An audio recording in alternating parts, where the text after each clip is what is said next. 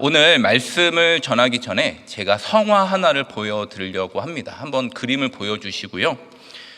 이 그림이 누가 그렸는지는 아마 잘 모르시겠지만 성경의 어느 부분을 어떤 주제를 그린 것 같은지 한번 생각해 보시기 바랍니다. 뭘 그린 걸까요? 네, 이 그림은 영국의 19세기 화가 존 마틴이라는 사람이 그렸는데요. 제목이 최후 심판의 날입니다. 최후 심판의 날. 이게 보면 잘 보이실지 모르겠는데요. 하늘에서는 지금 천둥 번개가 치고 있고 저 뒤에서 뜨거운 용암이 흘러내립니다. 그리고 지진이 일어난 것 같아요. 땅이 갈라지고 지금 사람들이 그 지진 갈라진 쪽으로 빠져 들어가는 듯한, 지옥에 들어가는 듯한 모습을 아주 생생하게 묘사하고 있습니다. 네, 내려주시고요. 오늘 함께 나누고자 하는 말씀은 말라기입니다. 구약의 마지막 책이죠. 그리고 이 말라기는 소선지서에 속하고 호세아부터 말라기까지 12권이 소선지서로 구별이 됩니다. 소선지서가 무엇인가? 소선지서는 다른 선지자들에 비해서 비교적 활동 기간이 짧고 그 책의 분량이 작은 것을 우리가 소선지서 이렇게 구별을 합니다. 구약에서 마지막 책이 말라기죠. 그 중에서도 오늘은 마지막 결론을 함께 나누려고 합니다. 이 말씀을 끝으로 예수님이 다시 오시기까지 430년 정도의 시간이 하나님께서 침묵하십니다. 그래서 이 기간을 가리켜서 침묵기 또는 신구약 중간기 이렇게 말하기도 하죠. 제가 청년 이부를 담당하는 동안 이 소선지서를 몇 차례 나눈 적이 있습니다. 강의 설교도 한 적도 있고 양육도 한 적이 있어요.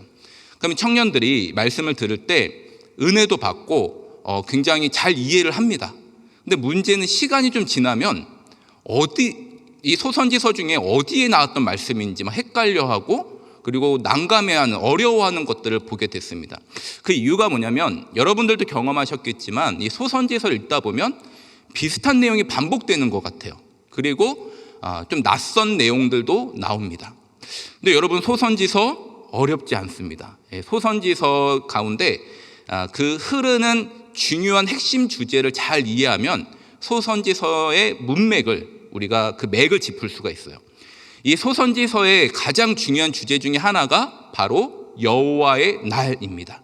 오늘 설교 제목에도 나와 있지만 여호와의 날. 그래서 소선지서에는 이 여호와의 날을 굉장히 다양하게 묘사합니다. 다양하게 표현하고 있습니다. 자, 오늘 본문도 우리 한번 살펴볼 텐데요. 오늘 본문에도 여호와의 날이 다양하게 묘사되어 있어요. 한번 찾아보겠습니다. 우리가 지금 4장부터 읽었는데 조금 위로 올라가셔서 3장 17절에 보시면 내가 정한 날 나옵니다. 찾으셨죠? 내가 정한 날. 여기서 내가는 하나님이시죠. 하나님께서 정한 날. 그리고 4장 1절에 보시면 용광로 불같은 날. 용광로 불같은 날. 4장 5절에 가보시면 여호와의 크고 두려운 날 이렇게 묘사되어 있습니다. 여러분, 다양하게 묘사는 되어 있는데 이게 서로 다른 날이 아니라 같은 날입니다. 주님께서 재림하시는 마지막 최후의 날을, 여호와의 날을 다양하게 묘사하고 있는 것이죠. 근데 오늘 본문만 보아도 이 여호와의 날이 이중적으로 묘사하고 있는 것을 발견할 수 있습니다.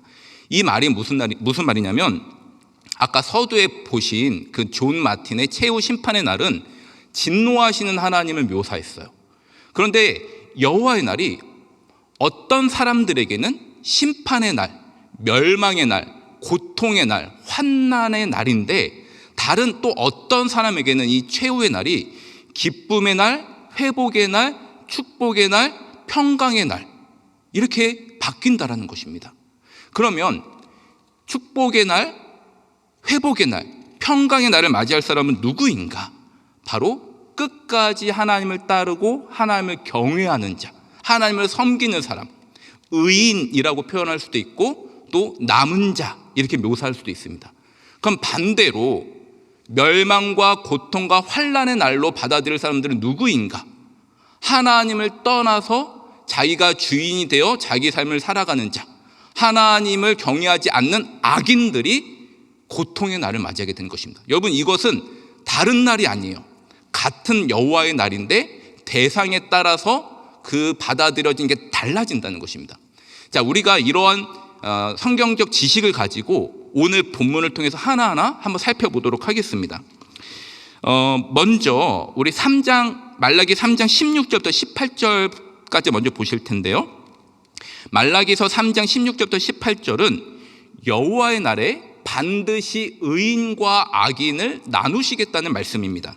우리 다 함께 17절과 18절을 우리 한 목소리로 읽어보도록 하겠습니다. 17절 18절입니다. 시작.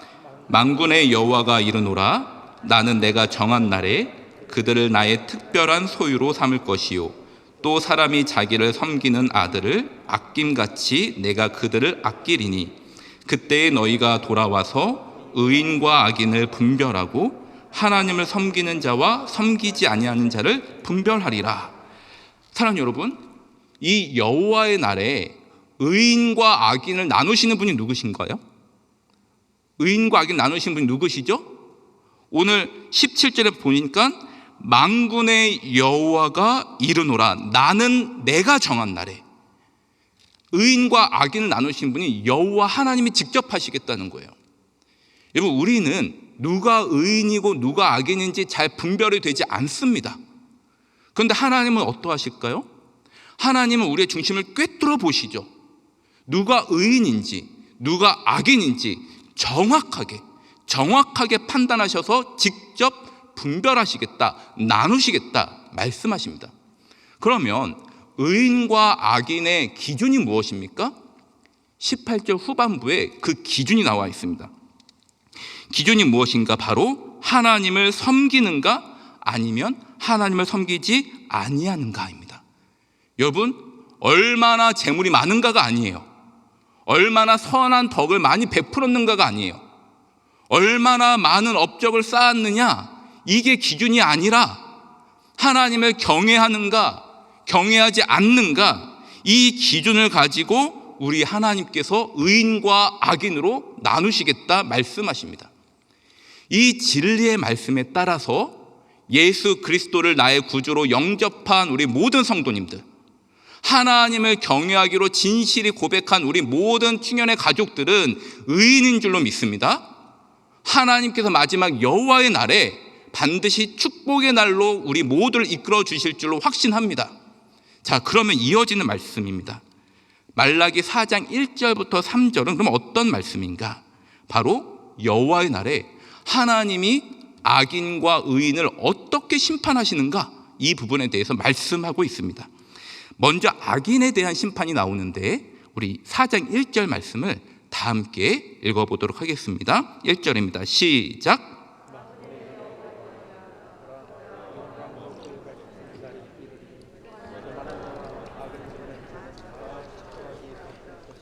그 이르는 날에 그들을 살라 그 뿌리와 가지를 남기지 아니할 것이로되. 여러분, 먼저 악인들에게 여호와의 날은 크고 두려운 날입니다. 얼마나 무시무시한 날인지 그 날이 어떻게 묘사되어 있냐면 용광로 불같은 날이다, 이렇게 말씀합니다. 모든 것을 다 태워버리겠다, 하나도 남기지 않겠다입니다. 지푸라기처럼 흔적도 없이. 여러분, 적당히가 아닙니다.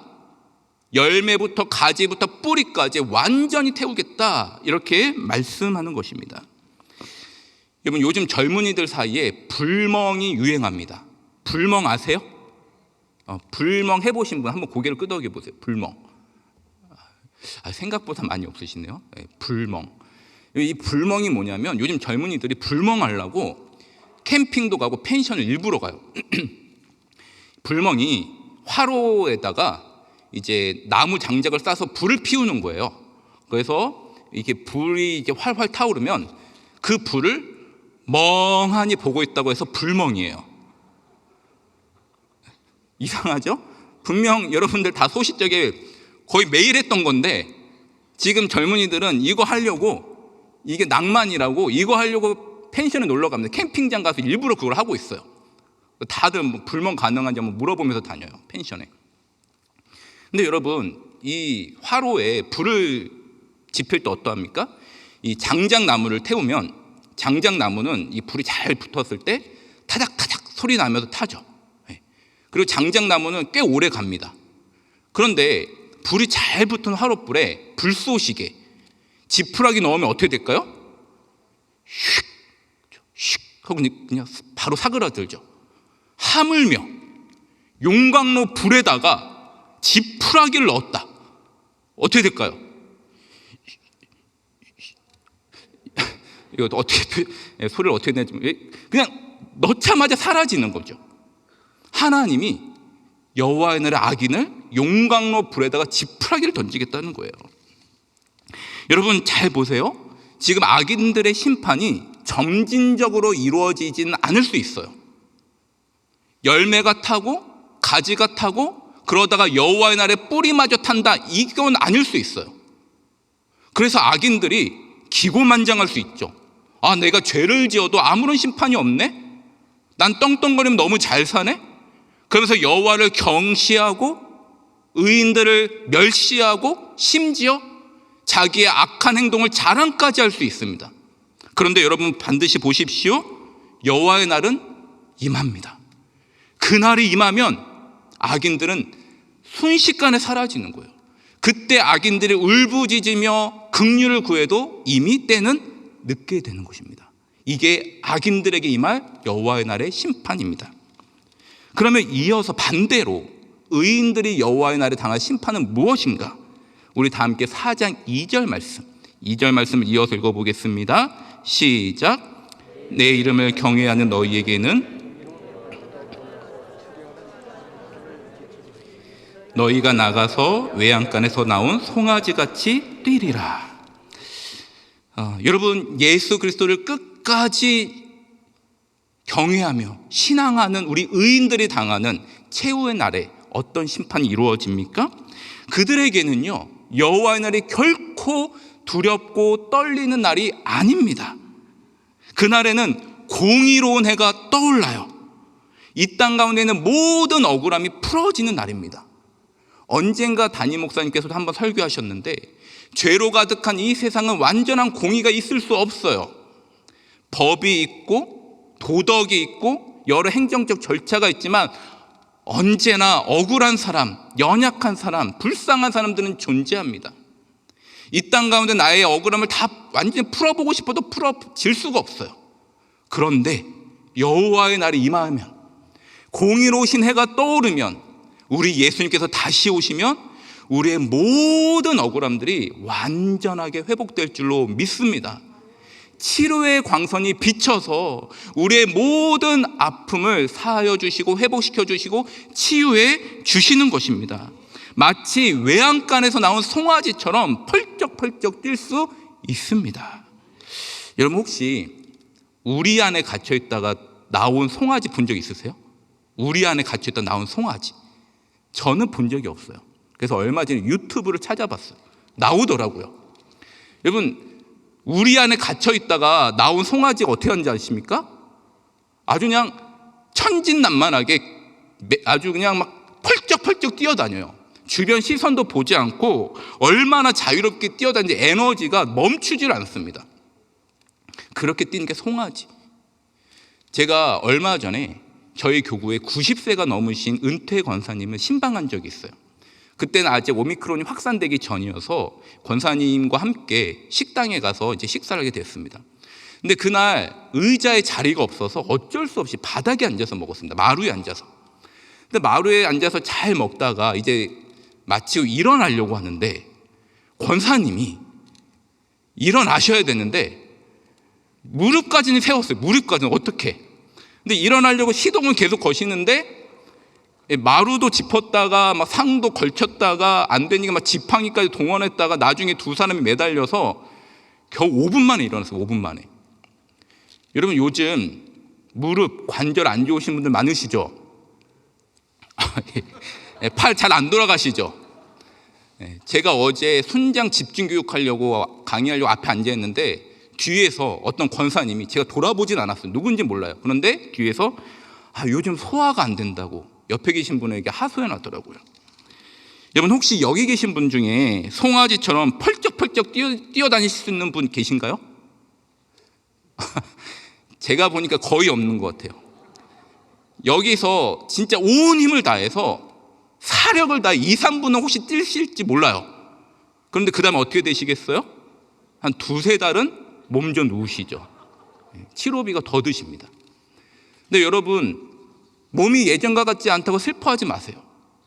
내가 요즘 소화 안 된다 낙심하지 마세요. 여호와의 날이 임하면, 하나님께서 예수 그리스도께 다시 오시면 우리에게 완전한 치유를 주실 줄로 믿습니다.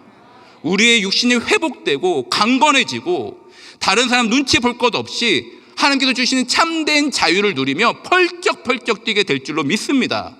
이것이 끝까지 여호와를 신앙하는 의인들에게 주어지는 여호와의 날의 상급인 줄로 믿으시기 바랍니다. 그러면 마지막으로 4장 4절에서 6절은 어떤 말씀일까요? 마지막 결론은 이제 우리 의인들이 여호와의 날이 이르기 전까지 어떠한 삶을 살아야 되는지, 그 삶에 대해서 도전하고 있습니다. 어떤 삶을 살아야 되는지 말씀하고 있는데, 말라기 선지자가 이 부분을 말하기 전에 다시 한번 여호와의 날이 반드시 임할 것이라고 재차 강조하며 경각심을 주고 있어요. 자, 우리 마지막으로 5절 말씀 같이 한번 읽어보겠습니다. 5절입니다. 시작. 보라, 여호와의 크고 두려운 날이 이르기 전에 내가 선지자 엘리야를 너에게 보내리니. 아멘. 여러분, 5절 첫 단어가 뭐죠? 보라입니다. 보라. 이 글을 읽고 있는 의인들, 성도들에게 집중력을 지금 보여주고 있는 거예요. 경각심을 가지고 이 5절을 강조합니다. 근데 5절의 내용이 뭐냐면, 여호와의 크고 두려운 날이 이르기 전에 내가 선지자 엘리야를 보내겠다. 여기 선지자 엘리야가 누굴까요? 마태복음 17장 10절에서 13절 말씀 보면 예수님이 이 사람을 세례 요한이다, 나를 예비하기 위해 온 세례 요한이라고 이야기합니다. 그러니까 세례 요한이 이제 곧 예수님이 오실 거다, 메시아가 오실 거다 하면서 사람들에게 회개를 선언했죠. 그러니까 이 5절 말씀은 1차적으로 예수님의 초림을 말하지만 문맥적으로 볼 때 궁극적으로 예수 그리스도의 다시 오심, 재림이 반드시 임할 것이다, 이 말씀을 경각심을 불러일으키면 다시 한번 강조하는 것입니다. 그러면서 2가지를 의인들에게 권면합니다. 우리 주님이 다시 오실 것을 기억하면서 첫 번째로 우리가 해야 될 건 바로 여호와의 율례와 법도, 즉 하나님의 말씀을 가까이 하고 오직 여호와를 경외하는 신앙의 삶을 끝까지 정진하라. 이게 첫 번째 주는 도전이에요. 아이들을 키우시는 부모님들은 대부분 공감하실 겁니다. 아이들이 엄마 말은 잘 안 들어요. 엄마가 상대적으로 너그러우니까 엄마 말은 잘 안 듣고 엄마한테 막 대들기까지 하죠. 근데 아빠가 오면, 아빠가 말하면 긴장하고 아빠 말은 듣습니다. 어느 날 저희 아내가 전화가 왔어요. 여보, 애들이 해야 될 숙제를 안 하고 자꾸 싸우고 말을 안 듣는데 당신이 좀 전화 통화 좀 해요. 제가 자초지종은 모르지만 상황을 바로 파악하고 낮은 목소리로 간단하게 이야기했습니다. 애들아, 아빠 곧 간다. 애들이 다급하게 뭔가 막 얘기를 하려고 해요. 가서 보자 하고 바로 끊습니다. 그럼 애들이 어떻게 되겠습니까? 아빠가 곧 임하잖아요. 자기가 하는 행동대로 심판이 되는 거예요.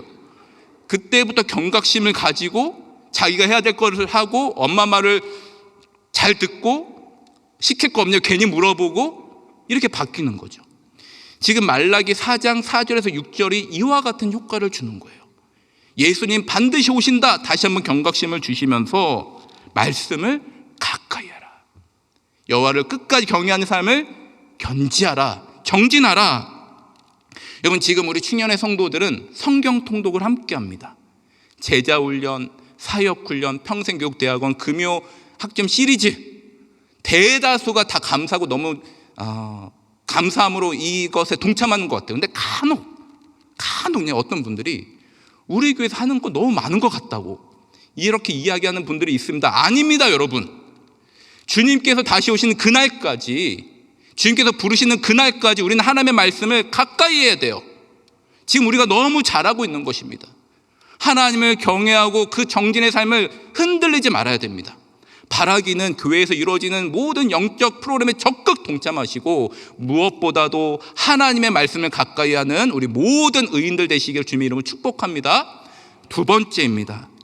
우리는 여호와께서 반드시 임할 것을 기억하면서 무엇을 해야 되는가? 내가 의인이 된 것에 만족하는 것이 아니라 내 주변에 있는 악인들이 여호와께서 예수께서 다시 오신 그 이전에 여호와께로 돌이키도록 하는 복음의 사명을 감당해야 합니다. 사랑하는 여러분, 여호와의 날이 왜 더딜까요? 왜 더딜까요? 이유를 우리가 다르게 설명할 수 있지만 하나님의 관점에서 보자면 한 명이라도 죄에서 돌이켜서 심판을 면하게 하기 위한 하나님의 마음입니다. 하나님은 모든 사람이 죄에서 돌이켜서 이 심판을 면하기를 원하십니다. 그러면 그 일을 누구를 통해 일하시겠습니까? 바로 이미 의인이 된 저와 여러분을 통해서 악인이 죄에서 돌이켜 하나님께로 돌아오게 하도록 하나님께서 원하시는 줄로 믿으시기 바랍니다. 우리 주변의 이웃들을 보세요. 우리 주변의 가족들을 보세요. 여호와의 날이 임박했습니다. 바라기는 그들을 향해 하나님의 마음을 품고 나아가실 수 있는 우리 모든 성도님들 되시기를 다시 한번 권면드립니다. 말씀을 맺겠습니다. 사랑하는 여러분, 여호와의 날은 반드시 임합니다. 그날에 하나님이 의인과 악인을 직접 나누십니다. 여호와를 경외하는가 경외하지 않는가, 이것이 기준입니다.